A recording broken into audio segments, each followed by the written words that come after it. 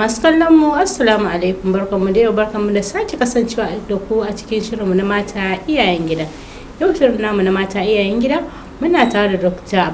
Attahiru Shehu Mainiyo da kuma Hajiya Hadiza Bado, inda za mu tattauna akan matsalolin da waya hannu take kawowa a tsakanin ma'aurata. Dokta, assalamu alaikum da Hajiya.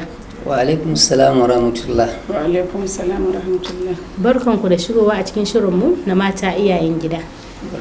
Masha Allah, alhamdulillah. Dokta, muna so mu magana ne akan matsalolin da waya hannu take haddasawa a tsakanin ma'aurata, kuma har in ce da su kansu 'yan matan da kuma samari, tunda su ma nan gaba za su zama kamar su ne iyaye. To masu kallon mu da sauraren mu assalamu alaikum wa rahmatullahi wa barakatu. Hakika idan aka yi magana akan illolin wayar hannu, illoli ne masu ɗimbin yawa, sai dai a tsakuri wani abu daga ciki a yi magana saboda karamtuwar lokaci. Abu na farko da za mu fahimta shine ita wayar hannu, kamar yadda masana ke cewa takobi ne mai kaihi biyu, akwai amfani akwai illa. Al'ummar da ta gabace mu nan baya kaɗan, kamar shekaru 25 zuwa 28, ba ta da matsala ga al'amari da ya shafi aurenta akan ta'ammuli da waya, saboda ita wayan nan ta shigo ne musamman a nan kasar mu a shekara ta 2001. A shekara ta 2001 ta shigo, kuma a wannan lokacin ina tuna a watan 6 na shekara ta 2016, bayan shekara 15 kenan da shigowarta, masu ƙididdiga masu bayanai sun nuna akwai adadin mutum miliyan 92 da kusan 180 da wani abu da suke amfani da waya hannu a Najeriya.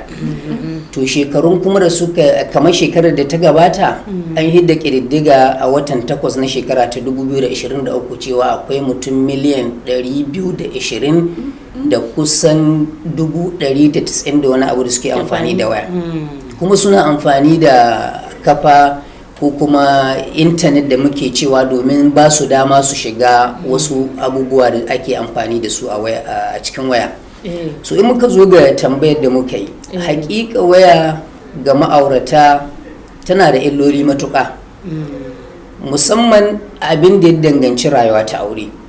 To amma abin da za mu duba tasiri na farko ko illa ko implication effect da ake cewa, bai mu fara duban illolinta kafin mu san meye, idan mun duba illolinta kuma sai mu duba meye kuma amfaninta. Illolin ne nake so in faɗi. Illa ta farko shine tun farko lokacin da mutum zai nemi matar da zai aure ko matar da za ta nemi mijin aure, to bata nemo mai addini da ɗabi'u masu kyau ba, ko kuma shi bai nemi mai addini da ɗabi'u masu kyau ba. Annabi sallallahu alaihi ya koyar da mu cewa a wani hadisi, idza atakum man tardawna dinahu wa khuluquhu fazawwijuhu. Idan mutum ya zo neman aure mai addini mai ɗabi'u kyawa, ku aurar da shi, ku ba shi auren 'ya'yanku. To in ba a yi haka ba, fitina da fasadi da su zo a bayan ƙasa. Wannan waya bayanai sun gabata, mun karanta mun ji ga bidiyoyin suna magana mata aure ce, amma saboda rashin sanin addini da cin mutunci da cin amana aure da wanda take aure, sai a same ta tana chatting da mazaizai wajen aure, ba su da alaka ta kusa ko nesa.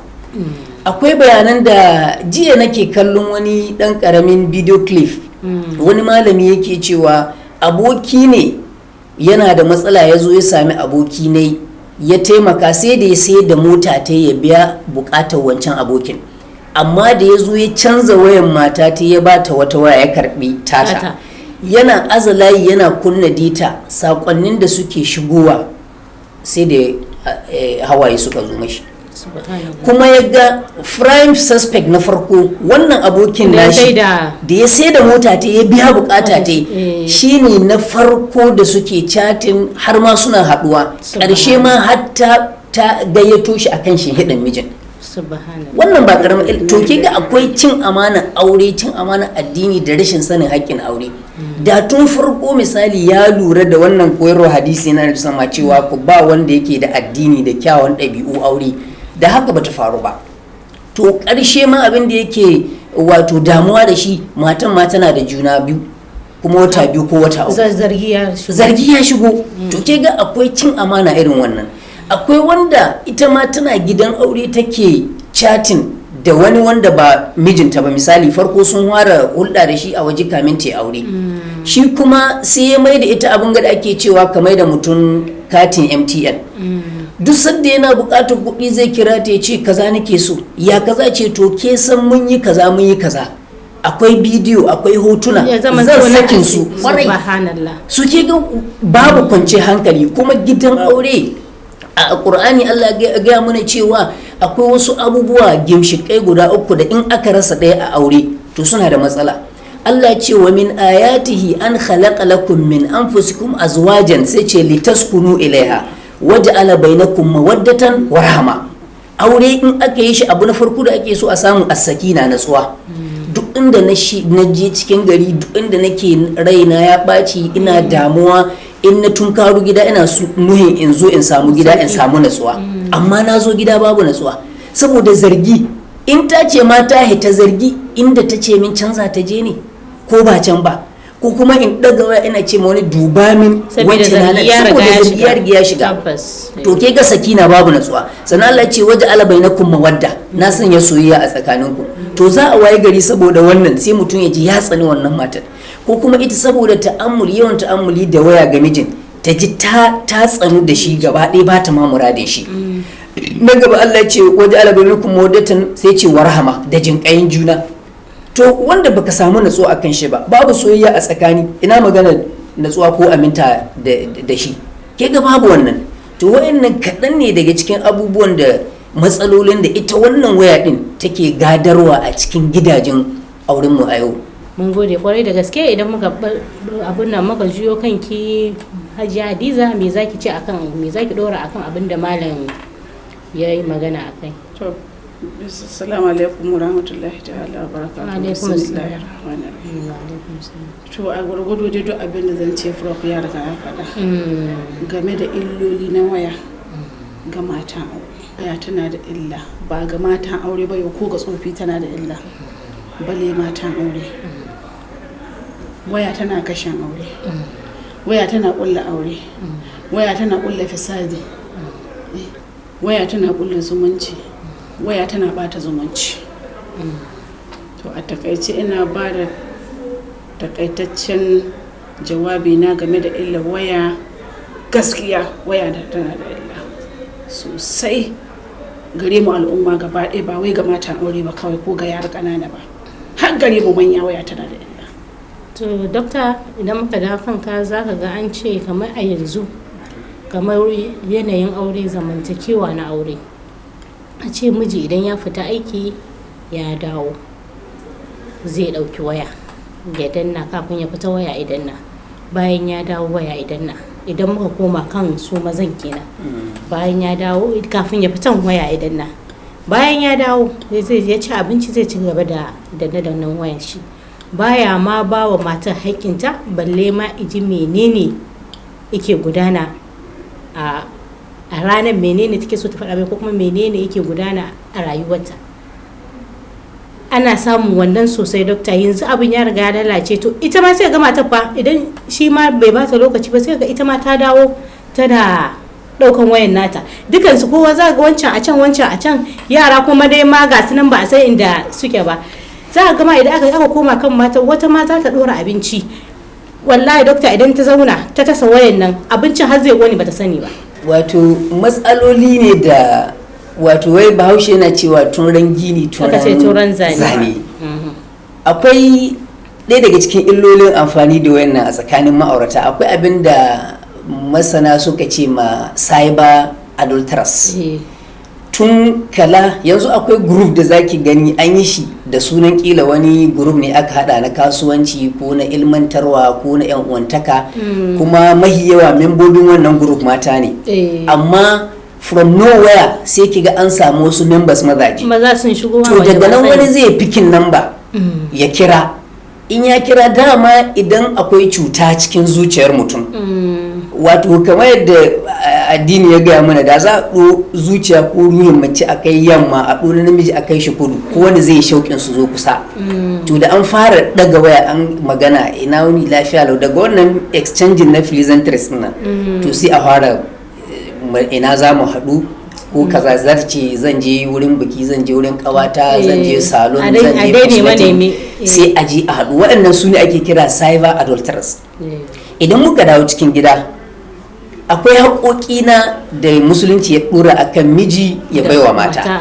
akwai na mata akwai akan miji akwai kuma haƙoƙin da ake kira reciprocal in na yi ma ka yi min waɗannan dole ni sai na sauke waɗannan haƙoƙi in baki ke kuma sai ke sauke waɗannan haƙoƙi a kaina akwai wanda kuma ni kyautatawa zan yi ke ma sai ki kyautata min to akwai yanzu mutum zai zo gida sai ya tarar da mata ta kan waya 247 kullum tana bancin cuta na ido saboda wannan hasken screen da take kallo ga tozarta lokaci to shine har wasu suke cewa wai physically zaki ga mutum tare da ni da kai physically muna zaune nan amma emotionally na kai America saboda bannan ina rike da zaki ta magana ban ma fahimci me kike magana ba nace har ma wani yake ce wata take cewa in ma tana so ta yi magana da mijinta in ya shigo gida to sai dai ta je ta WhatsApp salam ya ce wa alaikum salam yana ce yana chatin mai gida ina buƙatar kaza sai ce to ai kaza ko kai ai kaza amma bai da lokacin da zina ya zama amma babu ta so kuma wannan matsala ce saboda musulunci bai daka mai da mace kamar maratayi ba kawai a cikin gida tana da haƙƙi akan ka kuma Allah sai ya tambaye ka dole na tun da haƙƙi an ɗauko ta kai ne uwa kai ne ubana ta kai ne yan uwanta an kawo ta cikin gidan aji ba boya bace Hakim bin Kushairi ya tambaye Annabi sallallahu alaihi wasallam ya ce me yayi haƙƙin matayen mu akan mu yana so ya sani Annabi sallallahu alaihi wasallam ya ce mai to ɗaya daga cikin haƙoƙin nan shine in kai yi tuwahi kai mata tuwahi in ka ci abinci ka bata abinci kuma kada ka doki huskarta sannan Qur'ani ya ce muna wa ashiruhunna bil ma'ruf kai zamantakewa da mata da alkhairi da kyautatawa da mutuntawa to ka zo ka rike wayarka ita tana zaune babu wani jin daɗi tsakaninka da ita yana cutata mata wannan ƙarshen ta ma wannan chatin da kake yi da wata ce kake yi wacan waje ba da wannan mata ba da wani abu business kake yi ba ko neman ilimi kake yi ko mi a'a wasu na daban ne can waje kake kokarin yin chatin da su alhali ga ta ita kuma haƙƙi ne gare ta ka zo ka saurare ta to kuma an mai da ita abin da ake ce masaniyar ware kenan ga ta zaune cikin gida amma babu babu wata kuma saboda matsalar abin da nake karanta a wata mujalla irin matsala ta waya ba ta da dama ko lokacin kula da mijinta ko da ta asaka yana chatin da yarinyar da a gidanta ne mata aiki ƙarshe ma ko da an ka bincika har an kai ga juna biyu wannan yarinyar duk bata sani ba to lahinta ne saboda mutane da yawa suna cewa ita shi namiji a gidan aure ko tsakani da mace kamar raƙumi ne yaro ƙarami zai iya jan akalar raƙumi ko ni girma ne ya je da shi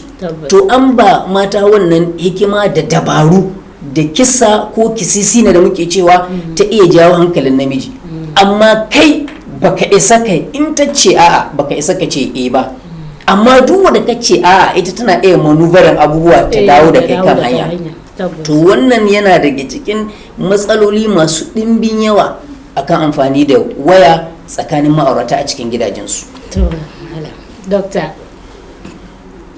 to Hajji Hadiza idan muka dawo kanki zaki ga me zaki ce wa mata akan waɗanda suke fitowa zaki ga wani ma idan mijin ya dawo ya ce ina abinci na za a ce je ka dauka na riga na yi zaki ga waya a hannu ana daddanna ta ko kallon shi ba a yi balle a yi mai sanin da zuwa wayar nan ba tana kan hannunta ne ya dawo ba ta da damar da ta tashi ta je ta yabo mai abinci wannan bai isa waya ta fi shi za a ringa cewa ka je ka iba yana can kicin na riga na gama uwa an ki duba ai wannan laifin ba nata bane namijin ne to ai zaki ga akwai points wanda zaki ga kamar su matan sun zama wa mazajen kamar a ce wai matar jaraba akwai wanda ake cewa haka sun yi bayan da za su yi da ita ko balle akwai wanda zaki ga bayan da fa mazan duk namijin da aka yi wannan abun zan ka kamar ba wai yana so bane zai yi magana dole akwai mata masu taurin kai wanda su ko an musu kuma shi saki aka ce kamar rai ne da shi sai lokaci yayi.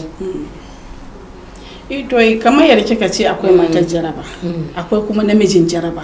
To a wannan dai matan muke so mu ji. Ni ga yadda nake hange game da matsala ta mata lahin maza ne. Haka ke gani? Mana ai namiji shi ya sai mata waya, akwai wanda duk bayan wata 2 sai ya canza mata ta waya tana cikin gidanka, yara ne kanana haddan shekara 4 ya sai mai waya ta ce wannan in kin karanta ya gyara tarbiyyar gidan shi ne. To ke ga mu mata muna da laihi sosai amma maza sun yi mu laihi. To ban tarwai numfashin ki ba. Salamu alaikum. Namiji shi adda gida. To tabbas shi adda gida. Mace da kike gani in tana son namiji wallahi duk abin da miji ya ce shi sai ta yi shi, ko da wuta ce ta fada za ta fada. Saboda tana son mijinta, shi adda gida, ya kula da ita, ya kula da tarbiyyar ta, kuma yayi tsayin daga game da tarbiyyar yaranta. Akwai namijin da ko mata ta bai ba tarbiyya balle diya ne. Dole a samu matsala ga wannan gidan. Saboda haka ni wanga laihi prof kai hakuri ba na ce amma kuna da laihi. To wai bari wai dai in duk da haka wai in shiga wa maza. Mana.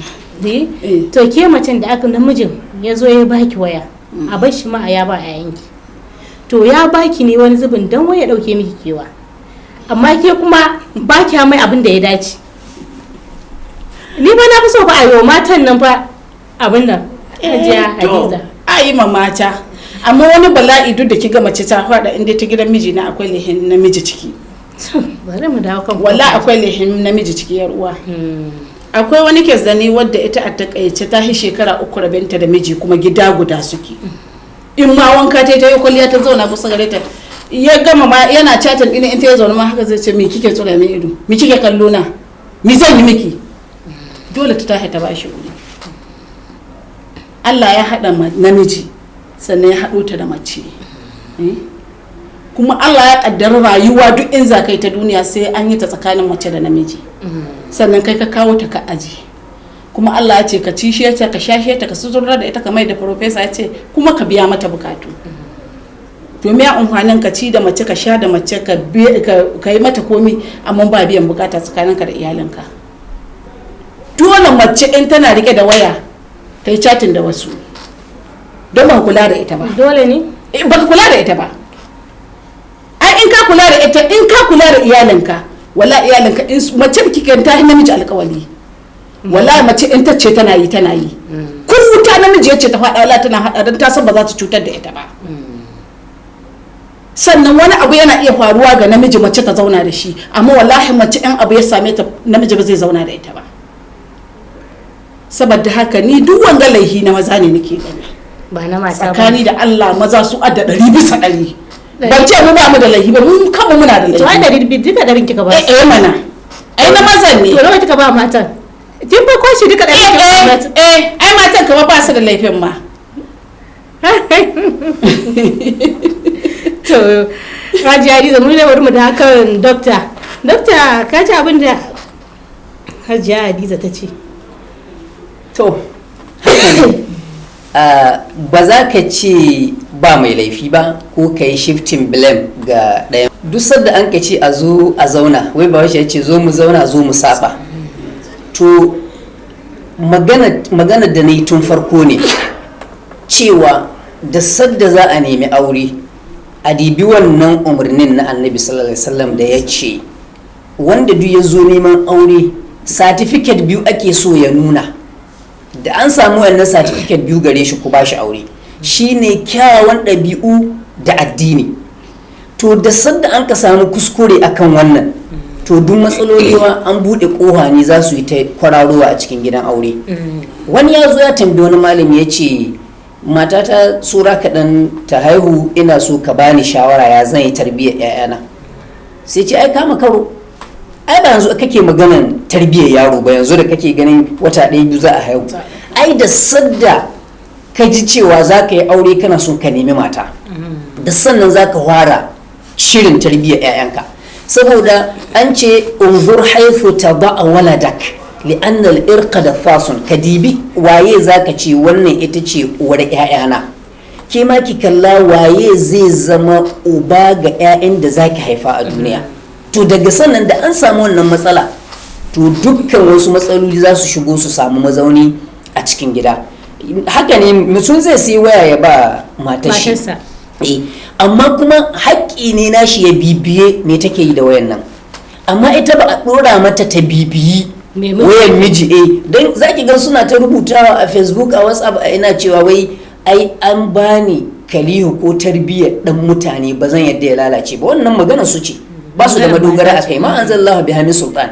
Amma kai dole kai za a tambaya haƙƙinta, don an kawo ta ne ta zauna ƙarƙashin ka. Kuma Allah ya ce ar-rijalu qawwamuna 'ala an-nisa bima faddala Allahu ba'dahum 'ala ba'din wa bima anfaqu min amwalihim. Kai ne al-qawwam kenan, kai ne mai bada kariya, kai ne mai bada ci, kai ne mai bada sha, kai ne mai bada sutura, kai ne mai bada gida mazauni. To in haka ne dole ka kula da tarbiyyar 'ya'yan mutane da ka ɗauko ka aura. In ka bata haka nan to Allah zai tambaye ka me yasa baka bi wannan ka'ida ba.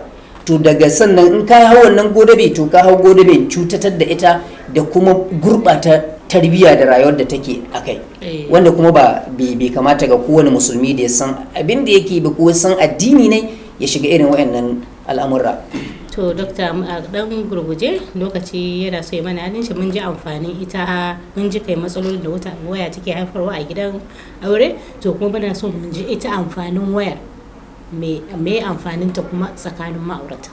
Kamar yadda muka ambata cewa waya din ana cewa takobi ne mai kai biyu, akwai amfani akwai kuma rashin amfani. To amfanin waya din a yau ga wanda ya san ka'ida, saboda akwai sharuɗa da musulunci gindaya ga duk abin da za ka yi. Shi musulunci bai bar komai ba. Annabi sallallahu alaihi wasallam kafin ya bar duniya, saboda wannan addinin ka tabbata addini ne na gaske daga Allah, bai bar duniya ba sai da ya gaya wa duniyar musulmai yadda mutum zai shiga bayan gida. Ga kafar da zaka shiga, ga kafar da zaka hito, in kana can ga yadda zaka samar da kanka a ciki. To idan har addini bai bar duk da shiga makewayi ba, yayi bayani, to ina ga ita waya. Sannan kar mu manta duk abin da mutum Allah ya bashi, wannan ni'ima ce wayar da ake gani, kuma wallahi tabbas sai Allah ya tsayar da kowane daga cikin mu ya tambaye shi akan wannan ni'ima din ne. Wala tus'alunna yawma idin, wala tus'alunna na manta farkon ayat. Allah zai tambaye kowane akan ni'ima da yayi mai akan rayuwa ta wannan duniya. Za ka yi amfani da waya ka nemi ilimi akai. Akwai shafuffuka da dama, akwai darussan da ake yi da ake kira online, wanda ta yanar gizo ne. Kana cikin ɗakinka za ka yi rijista da wannan. Ni misali ina bibiyar irin wa'annan karatocin, ɗaya daga cikin amfanin waya gare ni. Matan ma akwai wasu azuzuwa da ake yi da ake kira online. Takan iya koyon wani sarrafa abinci ko sarrafa wani abu na daban da za a ci a gida, ko kuma wasu sana'o'i da ake koya musu ga yadda ake yi a haɗa kaza ga abu kaza za a samar. Wannan hanya ce ta amfani da waya wadda yana da amfani sosai. Akwai makarantun ne ma da za ka iya shiga ba tare da ka zo, wanda ake kira virtual. Baka da bukatar ka je aji, baka da bukatar ka ga ka zaune da kai da malami ko kuma da baka da bukata da wannan. Yanzu misali lokacin da an kai COVID-19 din nan, akwai karatocin da muke yi, akwai ɗaliban da nake ɗoka, ina zaune gidana, zaune cikin ɗaki, zan je in yi karatu da su, kuma duka wanda duk ya shigo wannan aji din zan gane shi, in yi magana su yi magana, komai ana iya samu a waya din. Misali in kasuwanci ne kake yi, ta waya za ka shiga ka yi magana, ka yi mu'amala da kasuwanci. Yanzu akwai wani kwas da muka yi kwanan baya akan abin da ya shafi azumi, akan abin da ya shafi zakka, akan abin da ya shafi bincike na zamani, duk ta waya muka bibi wannan karatu. Kuma karshe aka ba mu takardar shaida cewa mun halarci wannan taron. Kuma duk inda kan nuna wannan takarda an san takarda ce da ka yi amfani da ita akan wannan al'amura da ka yi unhwani da su a waya. So ke ga unhwanin waya yana da matuka yawa. Sai dai kai abin da ka sani shine za ka yi bayani akai. Hajiya Hadiza, idan muka dawo kanki, wani kira zaki wa mata akan kula da mijinsu, su ajiye wannan wayar, idan sun ga mazajen su ajiye waya su kula da mijinsu a gurguje? To a takaice ina ba 'yan uwana mata shawara. Aure dai sunna ne na manzo Allah sallallahu alaihi wasallam. Kuma Allah ya ce a yi shi. To a takaice ina ba 'yan uwana mata shawara da su ji tsoron ubangijinsu, su kula da hakkin mazajensu. Hakkin miji ba abin wasa ba ne. Aljanna ki tana tare da mijinki. In kin bi shi kai da kafa za ki samu aljanna. To ina ba 'yan uwana ma ta shawara da mu ji tsoron Allah, mu zauna da mazan mu lafiya, mu zauna da abokan zaman mu lafiya, mu kula da tarbiyyar yaranmu da yaran abokan zaman mu, ba don komai ba don mu bi lahirar mu, ba don mu bi duniyar mu ba. Dokta da Hajiya Hadiza, mun gode da kasancewa ku a cikin shirinmu na mata iyayen gida, da fata mun ƙara neman ku za ku ƙara ba mu lokacin ku. Insha Allah kofa buɗe take dusar da aka bani gayyata, insha Allah zan halarta insha Allah. Ni ma da insha Allah ko da yaushe kuka kira ni zan shigo da yadda Ubangiji. To mun gode kwarai da gaske. To masu kallon mu maza da mata, musamman mata da mazan, domin a kansu muka yi, da fatan kun ɗauki shawarwarin da dokta ya bada da kuma Hajiya Hadiza. A madadin abokan aiki na da suka sada ni da ku, shirin a yanzu akwatin talabijin naku, ni Rubaiya Umar Aliyu nake cewa mu kasance a shiri na gaba.